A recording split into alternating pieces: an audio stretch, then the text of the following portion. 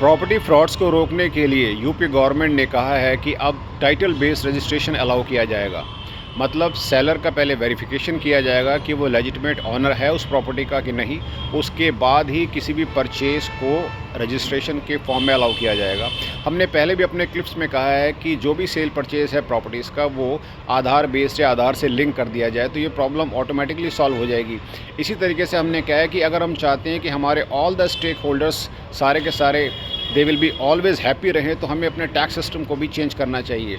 हम यहाँ पे ये स्पष्ट करना चाहते हैं कि ना हमें इनकम टैक्स की रिक्वायरमेंट है, ना जीएसटी की रिक्वायरमेंट है, ना वैट की रिक्वायरमेंट है, ना एक्साइज की रिक्वायरमेंट है, ना सर्विस टैक्स की रिक्वायरमेंट है। इन सबको ख़त्म कर दें। इसके साथ साथ हमारा एक दूसरा टैक्स आना चाहिए जिसे हम बीटीटी के नाम से जानते हैं, यानी कि बैंकिंग ट्रांजैक्शन टैक्स। ये बहुत ही सिंप्लीफाइड और बहुत ही इफेक्टिव होगा। यानी कि एक तरीके से गवर्नमेंट ये कह रही है कि जिसको जितना कमाना है वो फ्री है, अलाउड है।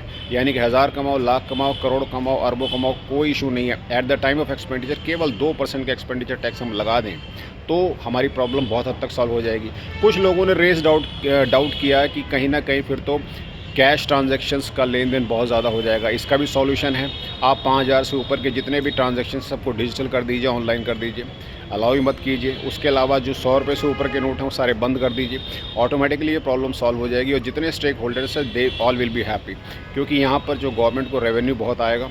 इनकम टैक्स डिपार्टमेंट रिमूव हो जाएगा, सेल टैक्स डिपार्टमेंट रिमूव हो जाएगा, जीएसटी डिपार्टमेंट रिमूव हो जाएगा, एक्साइज डिपार्टमेंट रिमूव हो जाएगा। हम देखेंगे कि ऑटोमेटिकली हमारे देश के अंदर चारों तरफ एक तरीके से वैभव और संपन्नता आ गई है। लेकिन ये संभव तभी होगा जब ऐसी इंटेंशन हो। Thank you, this is advocate K Singh.